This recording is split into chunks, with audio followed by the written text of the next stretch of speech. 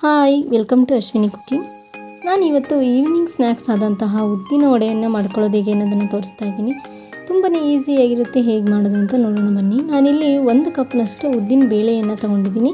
ನೀವು ಬೇಕಂದರೆ ಉದ್ದಿನ ಕಾಳು ಬರುತ್ತಲ್ವ, ಅದನ್ನು ಕೂಡ ತೊಗೋಬೋದು. ಇದನ್ನು ಒಂದು ಮಿಕ್ಸಿಂಗ್ ಬೌಲ್ಗೆ ಸೇರಿಸ್ಬಿಟ್ಟು ಒಂದು ಸಲ ನಾವು ಇದಕ್ಕೆ ನೀರನ್ನು ಸೇರಿಸಿ ಚೆನ್ನಾಗಿ ಒಂದು ಸಲ ತೊಳ್ಕೊಂಡು ತೊಗೋಬೇಕಾಗತ್ತೆ. ಇದರಲ್ಲಿರ್ತಕ್ಕಂಥ ನೀರನ್ನೆಲ್ಲ ಶೋಧಿಸಿಬಿಟ್ಟು ನಂತರದಲ್ಲಿ ನಾನು ನೀರನ್ನು ಸೇರಿಸ್ತಾ ಇದ್ದೀನಿ. ಇದನ್ನು ನಾನು ಓವರ್ ನೈಟ್ವರೆಗೂ ಕೂಡ ನೆನೆಸಿಟ್ಕೋತಾ ಇದ್ದೀನಿ ಈ ರೀತಿಯಾಗಿ.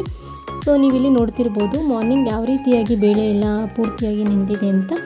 ಇದನ್ನು ಒಂದು ಮಿಕ್ಸಿ ಜಾರ್ಗೆ ಸೇರಿಸ್ಕೋಬೇಕಾಗತ್ತೆ. ಇದಕ್ಕೆ ನಾನು 1 ಇಂಚಷ್ಟು ಶುಂಠಿಯನ್ನು ಸೇರಿಸ್ಕೋತಾ ಇದ್ದೀನಿ. ಹಾಗೆ 2 ಹಸಿರು ಮೆಣಸಿನಕಾಯಿಗಳು, ಹಾಗೆ ರುಚಿಗೆ ತಕ್ಕಷ್ಟು ಉಪ್ಪನ್ನು ಕೂಡ ಸೇರಿಸ್ಕೋತಾ ಇದ್ದೀನಿ. ಇದಿಷ್ಟನ್ನು ಕೂಡ ಸೇರಿಸ್ಬಿಟ್ಟು ನುಣ್ಣಗೆ ರುಬ್ಕೋಬೇಕಾಗತ್ತೆ. ಸೊ ನೀವು ಇಲ್ಲಿ ನೋಡ್ತಿರ್ಬೋದು ಈ ರೀತಿಯಾಗಿ ರುಬ್ಕೋಬೇಕು. ನಾವು ನೀರನ್ನು ಸೇರಿಸ್ತೇನೆ ನಾನಿಲ್ಲಿ ರುಬ್ಕೊಂಡಿರ್ತಕ್ಕಂಥದ್ದು. ಈ ರೀತಿಯಾಗಿ ರುಬ್ಕೊಂಡ ನಂತರದಲ್ಲಿ ಒಂದು ಮಿಕ್ಸಿಂಗ್ ಬೌಲ್ಗೆ ನಾನಿಲ್ಲಿ ಸೇರಿಸ್ಕೊತಾ ಇದ್ದೀನಿ. ನಾನಿಲ್ಲಿ ಅರ್ಧ ಟೇಬಲ್ ಸ್ಪೂನ್ನಷ್ಟು ಕಾಳು ಮೆಣಸಿನ ಪೌಡರ್ನ ಸೇರಿಸ್ತಾ ಇದ್ದೀನಿ. ನೀವು ಬೇಕಂದರೆ ಕಾಳು ಮೆಣಸನ್ನು ಹಾಗೆ ಜಜ್ಜಿಬಿಟ್ಟು ಕೂಡ ಸೇರಿಸ್ಕೋಬೋದು. ಇದಕ್ಕೆ 3 ಟೇಬಲ್ ಸ್ಪೂನ್ನಷ್ಟು ಅಕ್ಕಿ ಹಿಟ್ಟು ಹಾಗೂ ಅಡುಗೆ ಸೋಡಾವನ್ನು ಕೂಡ ಸೇರಿಸ್ಕೊಂಡು ಒಂದು ಸಲ ಚೆನ್ನಾಗಿ ಮಿಕ್ಸ್ ಮಾಡ್ಕೋತಾ ಇದ್ದೀನಿ. ಸೊ ನೀವು ಇಲ್ಲಿ ನೋಡ್ತಿರ್ಬೋದು ಈ ರೀತಿಯಾಗಿ ನಾನು ಮಿಕ್ಸ್ ಮಾಡ್ಕೊಂಡು ತೊಗೊಂಡಿದ್ದೀನಿ.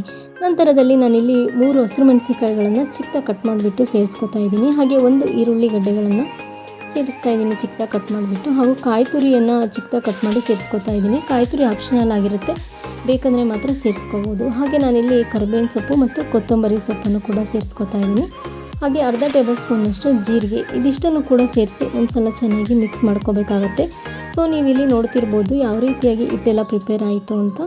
ಈ ರೀತಿಯಾಗಿ ನಾವು ಕೈಯಲ್ಲೇ ಸ್ವಲ್ಪ ಉಂಡೆಗಳನ್ನಾಗಿ ತೊಗೋಬೇಕಾಗತ್ತೆ. ನಾನಿಲ್ಲಿ ಟೀ ಸೋಸ್ತಕ್ಕಂಥ ಜರಡಿ ಇರುತ್ತಲ್ವ, ಅದ್ರ ಮೇಲೆ ಸೇರಿಸ್ಬಿಟ್ಟು ಈ ರೀತಿ ಸ್ವಲ್ಪ ಹೋಲನ್ನು ಮಾಡಿ ನಾನು ಬಿಸಿಯಾಗಿರ್ತಕ್ಕಂಥ ಎಣ್ಣೆಗೆ ನಾನಿಲ್ಲಿ ಸೇರಿಸ್ಕೊತಾ ಇದ್ದೀನಿ. ಇದನ್ನು ಫ್ರೈ ಮಾಡ್ಕೋಬೇಕಾಗುತ್ತೆ. ಹಾಗಾಗಿ ಸೊ ನೀವು ಇಲ್ಲಿ ನೋಡ್ತಿರ್ಬೋದು ಎಣ್ಣೆ ಎಲ್ಲ ಚೆನ್ನಾಗಿ ಬಿಸಿಯಾಗಿರಬೇಕು.